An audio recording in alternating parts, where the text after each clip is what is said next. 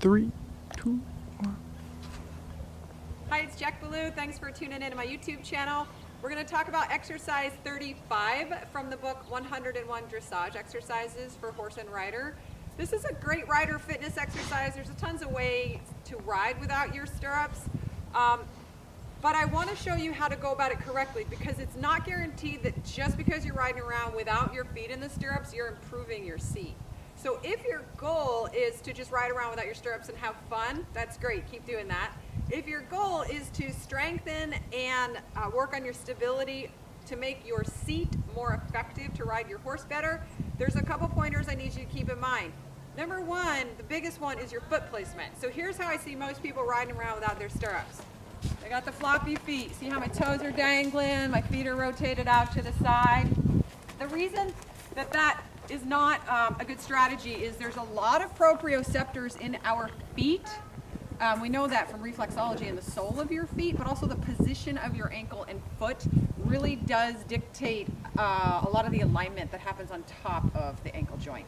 So I want you to keep your feet as it is if you had imaginary stirrups, right? So the toe is lifted, I'm not letting it go dangly, and it's pointed forward. I'm not doing this. This is another thing people do when they ride without stirrups. They kind of hook onto the horse, they hold themselves on like this.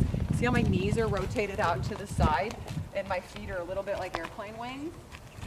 You're really training the wrong thing there. When we get like this, our butt cheek clenches up and squeezes the horse's long back muscles, and that's not very comfy for him. But we're also not practicing keeping our pelvis in the alignment that we need, which is our seat bones as wide as possible to sit down around the horse's spine. So I want you, when you ride without your stirrups, whether or not you're just going to walk or you're going to trot or you're going to ride exercises, you're thinking about your foot position. This is your mantra: foot, foot, foot.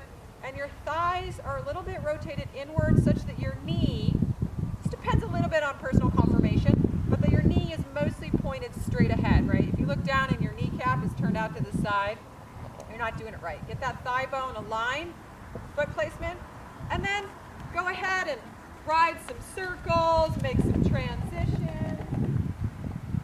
And I have to keep reminding myself as I ride, what are my feet doing? Because the moment you start thinking about something else, they go bleh, and then look at my back. There's a whole chain of energy in your body, and it starts with your feet. You could say it starts and ends with your feet, maybe.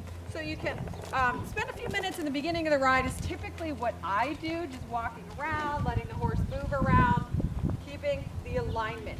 That's when you're actually getting value out of riding without your stirrups, instead of letting things get sort of random and assuming that you're making value. This has been Jack Ballou. Thanks for tuning in. We'll see you next time.